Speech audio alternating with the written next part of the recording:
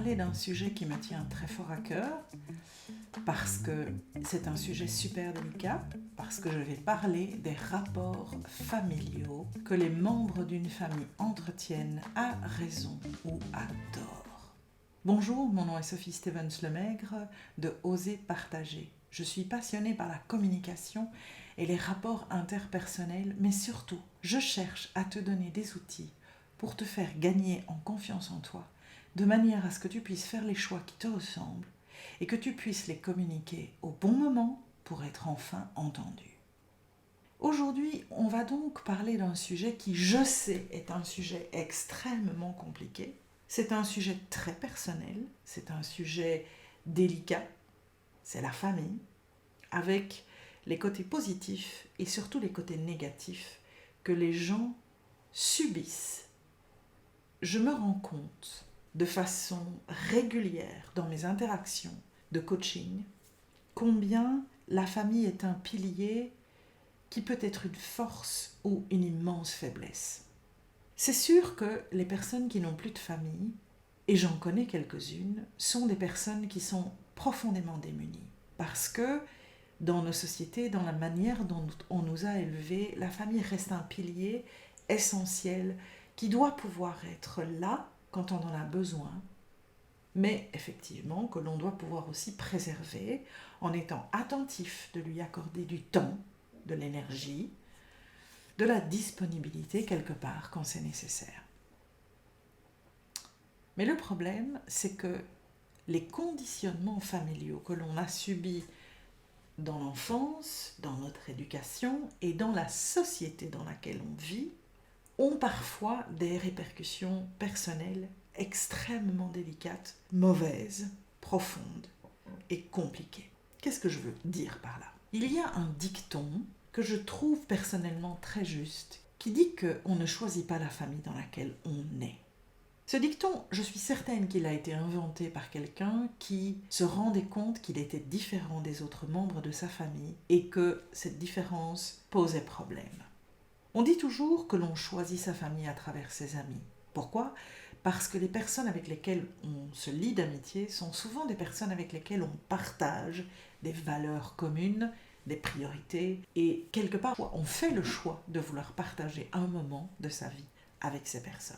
Alors quand on a un peu de chance, on garde une ou deux de ces extraordinaires personnes qui vont faire toute la route avec nous, toute notre vie, à partir du moment où on les rencontre, et souvent très tôt dans notre vie.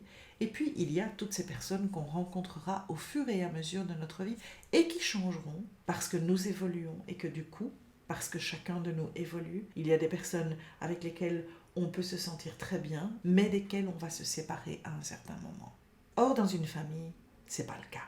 On est dans une famille, on a un père, une mère, éventuellement une fratrie. Ce n'est pas parce qu'on est dans une famille que l'on va nécessairement s'entendre avec les membres de celle-ci. La personnalité que l'on va développer, très individuelle, malgré tous les formatages qu'on va pouvoir essayer de nous faire subir, parce que les parents ont tendance à vouloir quelque part projeter leurs attentes sur leurs enfants, font que, dans certains cas, être dans une famille avec les membres desquels on ne s'entend pas, ou avec les membres desquels on se sent très différent, est en fait une situation qui est compliquée. Parce que, comme je viens de l'expliquer, les amis, on les choisit, la famille, on ne la choisit pas. On en hérite quelque part. La problématique qui va se poser, c'est que là où on choisit ses amis et on va bien entendu avoir un cercle de personnes autour de soi avec lesquelles on s'entend bien, voire éventuellement qui évoluera, la famille, elle ne change pas. Mais par contre, les membres de chacune de nos familles vont eux-mêmes évoluer. Moi, je vais évoluer, ma fratrie va évoluer, mes parents vont évoluer, et donc, ces évolutions vont faire qu'à certains moments, on va devoir se rendre compte à quel point vouloir préserver ce lien familial à tout prix, c'est aussi de devoir faire des sacrifices. Parce qu'on devra continuer à être en contact avec des gens avec lesquels on ne s'entend peut-être pas du tout. Ce n'est pas grave, fondamentalement. Mais ça dépend de la façon dont on va prendre les choses. Alors je vais te donner deux approches qui sont les approches que j'observe, que je comprends le mieux parce que je les observe de façon régulière. Soit tu as déjà vécu cette scission parce que tu as compris que tu étais un individu qui est complètement différent des autres de la fratrie, des autres membres de ta famille, et tu choisis volontairement de garder cette famille parce qu'elle est précieuse à tes yeux pour de multiples raisons, mais ça ne veut pas dire que tu en perds ta personnalité. Ça veut dire que tu t'adaptes à ces situations dans lesquelles tu acceptes de te plier à certaines habitudes, à certaines règles, qui ne sont peut-être pas celles que tu choisirais dans ton propre environnement familial, mais ce n'est pas grave, tu t'adaptes à celui qui existe dans la famille et tu te fais à ces petites obligations parce que tu les acceptes comme étant quelque part les efforts que tu vas fournir pour pouvoir préserver ces rapports familiaux parce qu'ils sont importants pour toi. Et puis il y a dans ce cas de figure, parce que tu as bien compris la différence entre la personne que tu es et les individus qui composent ta famille, et que tu acceptes qu'il y ait des différences, et surtout que tout le monde ne puisse pas toujours se comprendre, tu construis quelque part une certaine distanciation saine, qui est rationnelle, qui est sage, parce que tu sais pourquoi tu choisis de faire des efforts, mais tu sais aussi, à certains moments, dire non, dire stop. Là, je ne vais pas plus loin. Ça veut dire que, par exemple, avec le temps, quand tu deviens un adulte, tu peux décider de ne pas toujours te plier aux exigences peut-être que tes parents veulent avoir.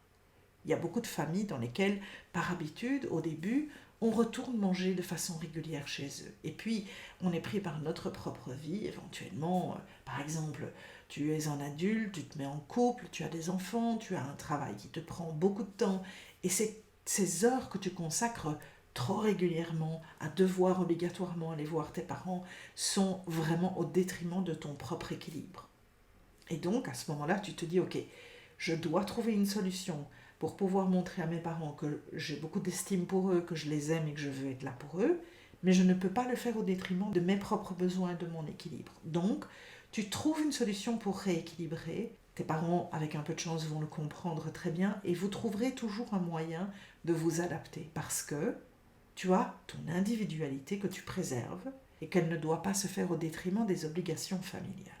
Malheureusement, il y a beaucoup de gens qui ne sont pas capables de faire ça. Parce qu'ils voient la famille dans une relation de sentiments exacerbés, comme si ils ne savaient pas vivre sans elle. Et malheureusement, la réalité qu'ils ont des membres de la famille est souvent fausse. Je veux dire par là, ils idéalisent les membres de leur famille. Ils croient que parce qu'ils sont nés dans cette famille, les membres de leur famille sont parfaits. Et ils projettent sur eux ce qu'ils attendent en fait qu'ils soient. Et puis, quand avec le temps, les difficultés se présentent, des situations à gérer, etc., la réalité les retrouve à la vitesse de l'éclair et leur fait prendre conscience que l'idéalisme qu'ils avaient d'une certaine personne de la famille est très très loin de la réalité. Il y a alors des clivages qui naissent et qui peuvent engendrer des bagarres totalement inutiles. Donc ici, ce que je veux te faire comprendre, c'est quelque chose de pernicieux et pourtant très important. Prends conscience que parce que tu es qui tu es différent des autres. Tu es différent des personnes que tu côtoies, avec lesquelles tu travailles, de ton partenaire, de tes enfants, de tes amis, mais aussi des membres de ta famille.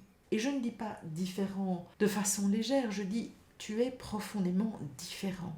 Et le fait d'être dans une même famille ne fait pas de toi quelqu'un qui automatiquement va adorer les membres de cette famille. Il y a énormément de situations où exactement l'inverse se fait. Parce que tu attends tellement de tes parents, tu attends tellement de tes frères et sœurs, tu idéalises tellement la situation que tu ne veux pas voir la réalité, qui est parfois, non, souvent, beaucoup plus difficile que tu ne le crois. Chacun évolue et malheureusement l'évolution de chacun peut ne pas être du tout dans la même direction. Je vais te donner un cas de figure tout simple. Tu nais dans une famille, tu as des frères et sœurs, tu es adolescent, vous vous entendez super bien, vous faites les 400 cons, vous sortez ensemble. Et puis, ton frère, par exemple, parce qu'il rentre dans un monde particulier lié à sa profession, change de conviction politique. Et parce qu'ils changent de conviction politique et que c'est quelque chose d'extrêmement personnel, les convictions politiques, les débats qui tournent autour de la politique, lorsque vous êtes en famille, deviennent très compliqués. Parce que tu le vois se camper dans des positions, tu t'étonnes de cette prise de position qui n'était pas du tout celle dans laquelle peut-être vous avez été élevé ou que tu n'as jamais vue avant, et tu te rends compte que tu n'es pas du tout d'accord avec ces arguments. Or, lui se sent de plus en plus investi dans sa cause politique. À la limite, il décide même de devenir membre d'un parti et de vraiment s'y investir. Et toi, plus tu l'observes s'exciter, et plus tu te dis « Oh là là, loin de moi cette histoire. Je ne veux pas d'interférence dans ce genre de situation. » Ça, c'est un changement. C'est un changement de personnalité, c'est un changement de route, c'est un changement évolutif personnel. Et il a le droit de faire ce qu'il veut. Il a le droit de choisir cette route. Mais quelque part, ce choix va faire que tu vas te distancer progressivement de cette personne et que tu n'auras plus autant d'atomes crochus quelque part avec cette personne par rapport à ce que vous avez peut-être pu partager quand vous étiez plus jeune. Comme c'est un membre de ta famille, si tu idéalises la situation, tu vas continuer à croire que vous devez impérativement vous entendre sur tous les sujets. Parce que tu ne veux pas voir la réalité. Et la réalité, elle est toute simple. Vous êtes deux individus, nés dans la même famille ou pas, vous êtes deux individus qui vont évoluer indépendamment l'un de l'autre et qui peut-être se rapprocheront ou resteront proches ou se distanceront l'un de l'autre parce que l'évolution de chacun fera qu'elle ne sera plus dans la même direction. Si c'était un de tes amis, tu le perdrais probablement ou tu finirais par ne plus le voir parce que tu te rendrais compte à quel point vous êtes devenus différents l'un de l'autre, mais parce que c'est un membre de ta famille, tu vas être amené à devoir revoir cette personne. Ici, ce que je voudrais que tu comprennes, c'est si tu choisis de garder des bons rapports avec les membres de ta famille, tu vas devoir sortir quelque part de l'idéalisation familiale. Tu vas devoir accepter de voir les individus de ta famille dans leurs différences et de cesser de croire que parce que c'est un frère, une sœur, un parent, ils ont quelque part une position qui les obligerait à devoir toujours correspondre à cet idéal que tu te crées. Je te rappelle que quel que soit le rôle que la personne a dans une famille, c'est d'abord et avant tout un individu qui, comme toi, a ses forces et ses faiblesses, a ses croyances, ses valeurs et va défendre ses priorités à sa manière. Alors toi, en tant qu'adulte, ce que je veux que tu puisses vraiment comprendre, c'est l'importance de relativiser ce que ta famille t'apprend et te transmet. Et de te rendre compte qu'à l'âge adulte, plus qu'avant, sans doute, il te faut mettre un peu de distance et savoir choisir ce que tu gardes de ces apprentissages et que tu continues à chérir parce que tu les sais utiles pour continuer à évoluer, mais aussi accepter que certains d'entre eux ne le seront plus parce que tu es devenu pleinement l'individu qui se différencie des autres et qui fait sa route et ses choix et que tu ne peux pas devoir avoir l'impression que parce que tu es membre de la famille, elle devient un poids ou une punition. C'est difficile dans certains cas de pouvoir assumer ces différences et cette distanciation, mais je te promets que si tu ne l'idéalises pas, si tu es aussi rationnel que tu peux l'être avec un ami avec lequel tu t'es bien entendu et pourtant avec lequel tu n'as plus de contact aujourd'hui parce qu'il a changé, parce qu'elle a évolué, tu comprendras que cela se passe aussi dans les familles et qu'il faut cesser de mettre autour de cette famille une espèce de bulle privilégiée, comme si c'était l'antre dans lequel les changements, aussi difficiles puissent-ils être, n'arrivent jamais.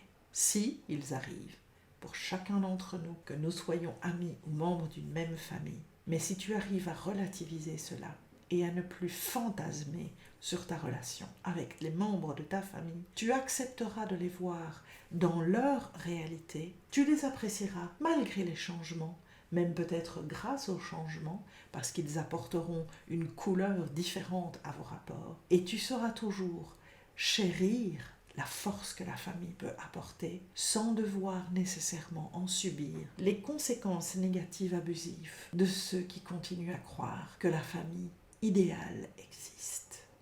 Bonne réflexion, bonne communication avec les membres de ta famille, mais surtout bonne communication avec toi-même pour te permettre de pouvoir apprendre à cesser d'idéaliser et de simplement regarder les choses avec beaucoup d'honnêteté, de façon un peu brute, en sachant lâcher prise sur certaines choses, mais en faisant des choix conscients pour maintenir ces rapports qui te tiennent tellement à cœur. À la prochaine fois.